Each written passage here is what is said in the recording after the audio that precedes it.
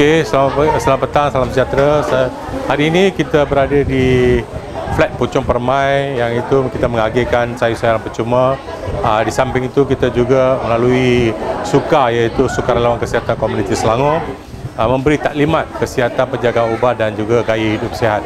Jadi ramai hari ini dapat manfaat dengan mendapatkan ilmu-ilmu penjagaan kesihatan dengan cara yang betul, mengamalkan gaya hidup sihat setiap hari. Jadi dengan itu hari ini juga kita mengagihkan sayur-sayuran percuma Hands bersama NGO Bantu, ya. Jadi ramai hari ini kita rasa ada hampir 300 keluarga dapat hadir untuk mengambil sayur-sayuran bermacam jenis.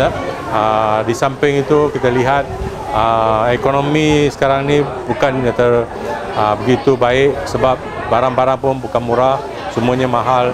Jadi dengan adanya program-program seperti ini dapatlah meringankan sedikit belanja harian mereka-mereka ini.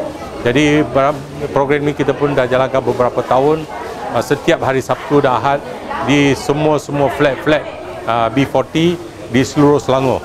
Jadi program ini saya harap dapat akan diteruskan bersama Bantu untuk meringankan belanja harian keluarga-keluarga B40.